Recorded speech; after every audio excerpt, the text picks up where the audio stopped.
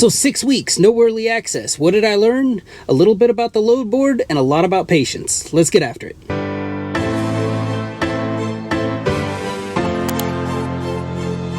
Let's lead off with the load board. Now, if you've been with me for a little bit, you know I lost early access for 6 weeks in middle 2022. Now, what's changed since then is when I didn't have early access during that time, I still was seeing the full load board. There would just be a little timer next to the loads that I was ineligible for. So it would say like, hey, this load's available to you in 7, 6, 5 minutes. And then it would count down. And what inevitably would happen each time is, it'd be a great paying load and somebody else would book it. And basically I just wasn't eligible to book it. What's changed now, and I'm positive that they've changed it, is Amazon has at least 2 load boards. There's one for the early access people and one for the non-early access people. You don't even see the great loads that you were seeing before. They're just not even visible to you. I hooked up with a few friends who do the same thing for work that I do, work for Amazon and everything like that. And it's like, there were loads that I'm used to seeing that I just wasn't seeing at all.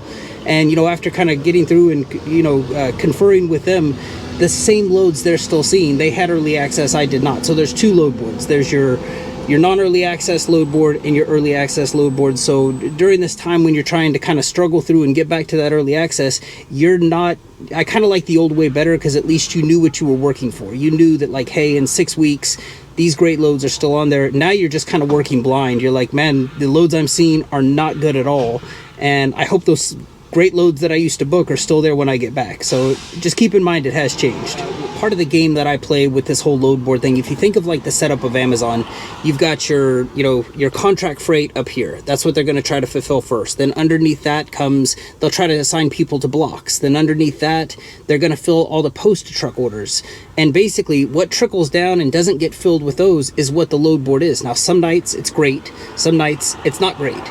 And it's kind of the game you playing the load board. If you want something that's more consistent, something that's more reliable, you probably should look into blocks or contracts or something like that. I kind of fell into Amazon just by mistake. I was totally content. I mean, if you look at some of my original content, I was doing these water loads from Ontario down to San Diego. I was making about $500 to $700 a day. It was taking like a full day to go get loaded, come back to San Diego, drop it off at, maybe 1 or 2 different grocery stores or Costco's, that type of stuff. And it's like, and I was totally content. I was listening to kind of, people online saying, oh, Amazon's not good to work for. Amazon's this, Amazon's that. Well, then Amazon calls me one day and they're like, hey, you want to come make $1,000 for 10 hours of work and move trailers around our yard? And it's like, are you kidding? I mean, this is like double what I'm making over here. Like, yeah, I'll come do it. And then I started kind of taking a harder look at Amazon, and I never really looked back.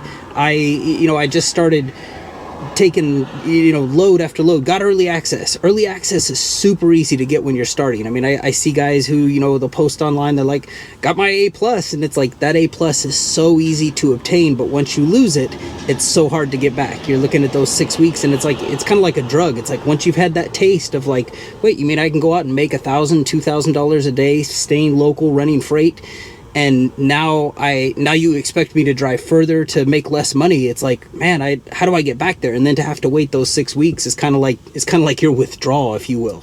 And really what the patience end of this showed me is, before I thought I was being selective as far as where I picked my spots, these 6 weeks just made me even more selective. I hate to say that there's a guarantee that you can go out and find another decent paying load, but when you have early access, you at least have confidence knowing that like, hey, if I wait in Southern California, if I wait an hour and a half to 2 hours, there'll be another $3, $4 to $5 a mile load, little short run staying in town, posted. Without early access, you're kind of, everything you're seeing is sub $2 a mile, and all that caused me to do is to hold out for even more, to say like, I'm not gonna take these loads that are, on there for $3 to $4 a mile, because that's probably going to be the only thing I'm going to get. And since it's going to be the only thing I'm going to get, I'm going to hold out for $7, $8, $9 a mile. Now during the 6 weeks, I did make way less money. I think I made $8,000 in 6 weeks, so not great. But I will say that my truck ran for a higher rate per mile than it normally does. And am I in any position to tell you how to run your trucking business, to tell you, oh, you need to wait for the rate to be to this? Absolutely not. I'm in no position to tell you how to do that, but I would really start looking for trends in your area.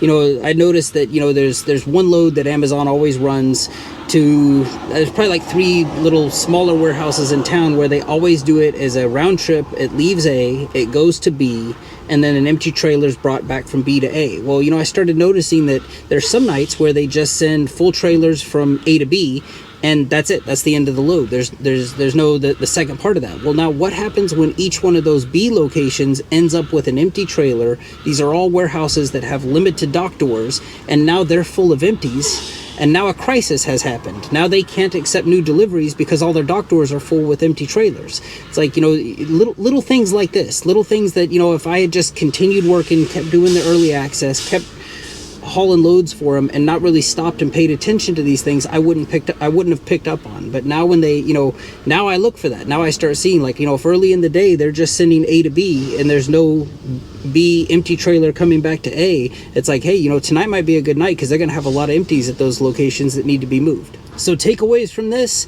be patient. Look for trends on that load board, and by all means, keep that early access going for as long as you possibly can. I hope this video serves you well. Appreciate you for watching. Take care.